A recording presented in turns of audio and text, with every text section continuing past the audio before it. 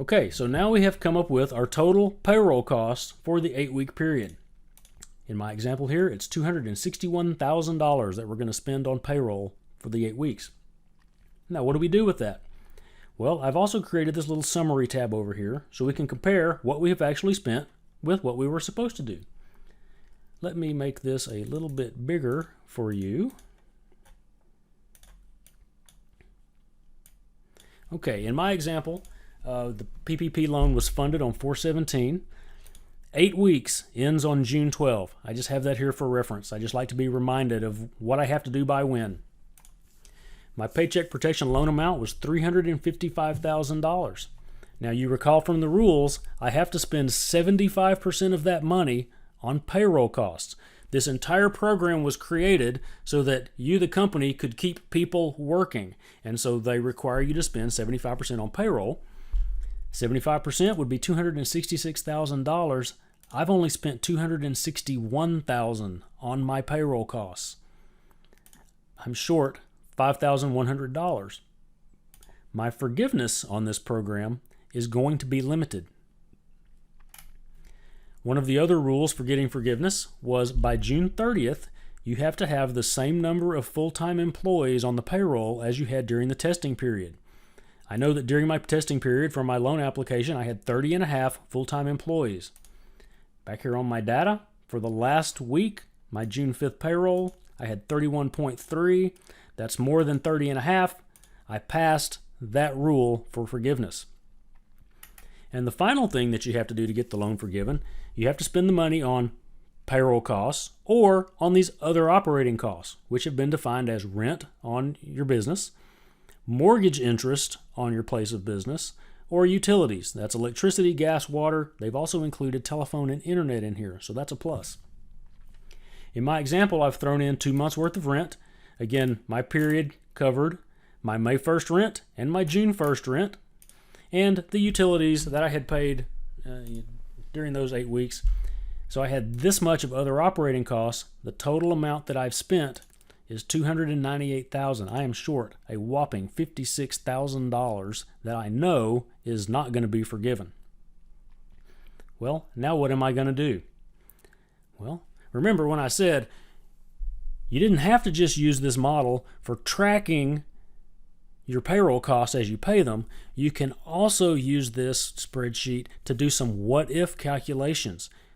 I've got 7 weeks to go. I've got time to move. I can change things. Well, what do I need to change to get more of my loan forgiven, and is that a good business decision for me? Well, let's take a look. If I go back over here to my data model, you'll notice that on this first week, I only had 20 of my people working. We were practically shut down. There was no business. A couple weeks later, business was picking up. My salespeople were selling. I brought 10 more people back on. Then I was able to bring a few more people back on, but it really wasn't until that last payroll that I was able to get those last 3 or 4 people back on the payroll. Well, I've got 6 weeks. Maybe I can boost my advertising spending. Maybe I can really get my salespeople out there going. Maybe I can figure out a way to bring these 4 people back onto the payroll just 2 weeks earlier. What's that going to do to my numbers? Well, let's go look.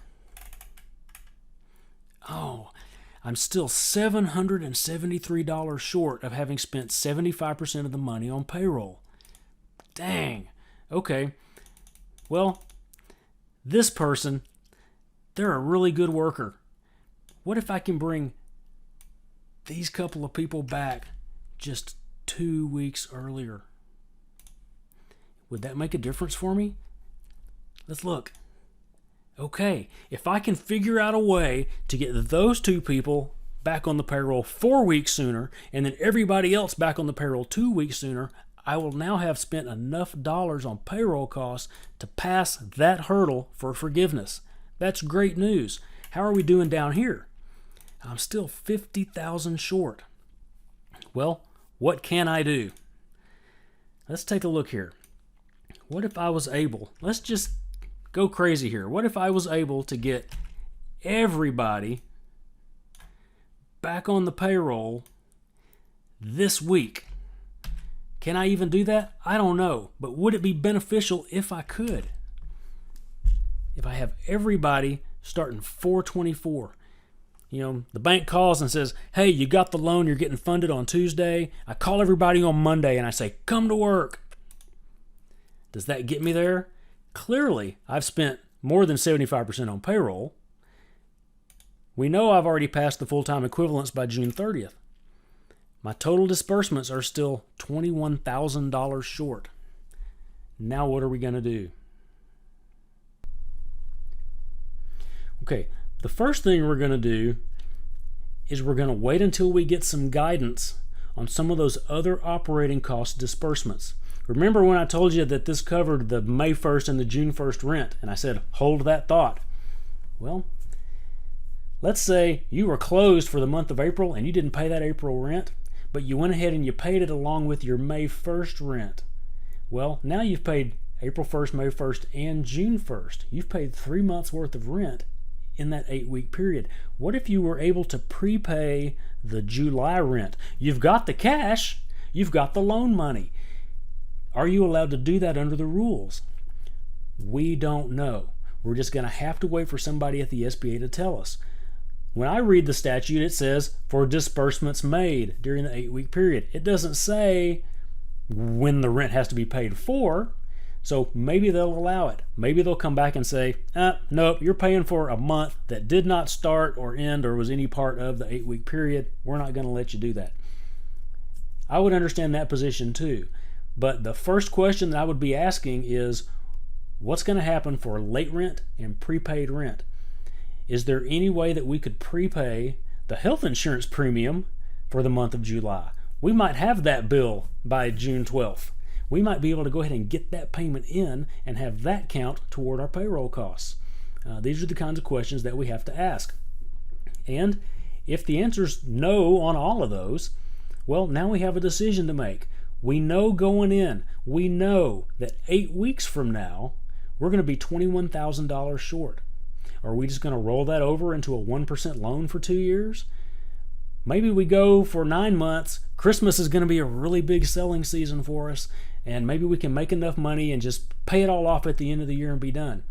Or maybe you want to make the decision, say, you know what, I don't want a debt.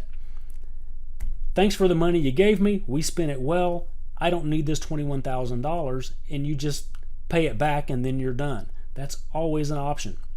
But at least now you know going in, you know in advance that this is a scenario that could happen. You know in advance how your payroll dollars are going to go. Your actual numbers are always going to be different. You don't know what your electricity bill is going to be. You don't know how many hours people are going to work. But you can at least make some educated guesses so that you avoid an unpleasant surprise at the tail end. That's the beauty of why you need to set up some kind of a tracking mechanism like this. Yeah, you're going to have to track your dollars to get the loan forgiven. You're going to have to give the bank something. But how helpful would it be for you to be able to know going in kind of how this program was going to end up for you at the tail end of the day? That's what I wanted to bring you today. Just some thoughts to get in your head for how you can set up a tracking system, how you can set up a planning system that you can use to maximize your loan forgiveness. I want everybody to get all of the loan forgiven. I think everybody that's gone through this deserves it. But I don't get to make the rules. So I wanted to give you some tools that you can use to help make some smart decisions going forward for the next 6, 7, 8 weeks. Once again, I wish everybody the best with this program. If you have any questions, don't hesitate to call or email. If you would like a copy of this worksheet, you'll send me an email. I'll be glad to send this to you. You can use it or not, or just use it to build your own. But I wanted to give you the tools that I have, I want to make available to you. Once again, I am Mark Wagner, Certified Public Accountant, sequestered here in my home office in Flower Mound, Texas. And good luck to all of you guys. Take care.